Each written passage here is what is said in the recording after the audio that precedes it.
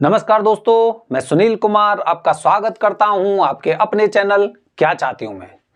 दोस्तों, हर पत्नी की इच्छा होती है, जिज्ञासा होती है कि मेरे पति में ये खास बात तो होनी चाहिए, बहुत जरूरी है। सपने तो होते हैं, देखिए हर एक के सपने होते हैं।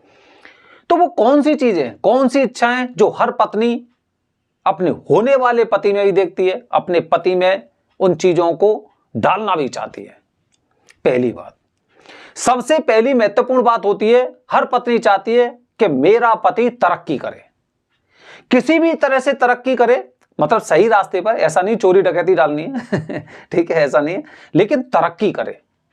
और तरक्की ऐसी हो जिससे उसका स्वाभिमान भी ऊंचा हो, उसका स्वाभिमान बने, घर में, परिवार में, समाज में उसकी इज्जत बने।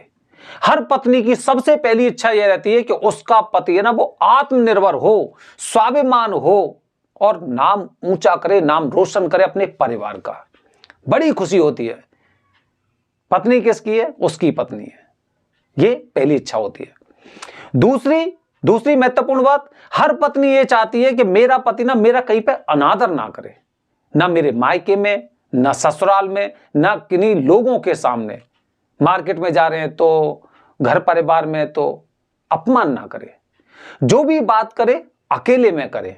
अगर मुझे समझाना है, मुझे डांटना है, अकेले में करे, लेकिन सबके सामने मेरी बेइज्जती ना करे। बड़ा अलग फील होता है। हमने इतने परिवार देखे, समाज देखा है, किस तरह से लोग लड़ते हैं, झगड़ते हैं आपस में, एक दूसरे से एकदम गाली गलौज तक करते हैं।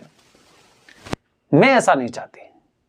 ऐसी आदत मेरे पति में नहीं होनी चाहिए। मेरा पति ऐसा हो, अगर मैं गलती से खतरनाक गलती भी कर दूं और मुझे पता भी ना हो, तो मुझसे अकेले में कहे, सबके सामने मेरे स्वाभिमान को ठेस ना पहुंचाए।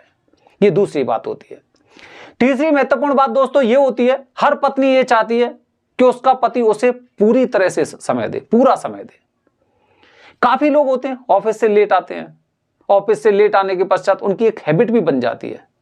देखिए प्राइवेट सेक्टर में ना ऐसा होता है कि ना, प्राइवेट सेक्टर में हर इंसान ना बस ये मान लो कि वो थोड़ा सा ना समय ज्यादा देना चाहता है। मतलब ना एक तरह से, हम तो उसे दूसरी भाषा में बोलते हैं, वो शब्द में बोलना नहीं चाह रहा हूं, बट ये है कि वो ऑफिस में जब तक उसका बॉस नहीं चला जाता, बॉस को खुश करना, एक तरह से मानो बॉस को मतलब खुश करना चाहता है, चाहे भले ही 2 घंटे एक्स्ट्रा बैठे, समय से घर नहीं जाएगा वो, ठीक है, क्योंकि आगे उसका अप्रेजल भी होना है। बहुत सी चीजें होती हैं, वही मैं बता रहा हूं, उन शब्दों को मैं बोलना नहीं चाह रहा। लेकिन वो इंसान लेट होता है, लेट होने के बाद थोड़ा सा अपने माता पिता को भी समय देता है, अपने भाई बहनों को समय देता है, और परिवार के सदस्यों उन्हें समय देता है। पत्नी के लिए समय नहीं बचता है। फिर सुबह जागे, नाश्ता किया, फिर चल दिए। तो हर पत्नी चाहती है कि कम से कम मुझे समय दे। काफी बार तो हमने ऐसा देखा है कि शनिवार इतवार की छुट्टी रहती है, उसके पश्चात भी पति महोदय अपने काम धाम में लगे हुए हैं। ये क्या कर रहे हैं? क्या हमने शादी इसीलिए की है कि आप अपना काम करते रहिए, आप अपना काम करते रहिए, और हमारे लिए समय ही नहीं है?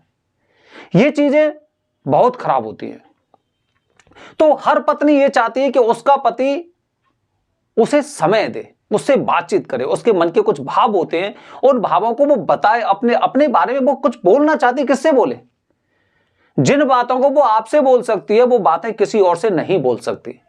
तो इसीलिए हर पत्नी चाहती है कि उसका पति उसे हमेशा साथ दे, उसके समय दे, ठीक है। अच्छा, अगली महत्वपूर्ण बात दोस्तों ये होती है कि हर पत्नी की ये इच्छा होती है, हर पत्नी की ये इच्छा होती है कि हम शौक मौज करें, शौक करें।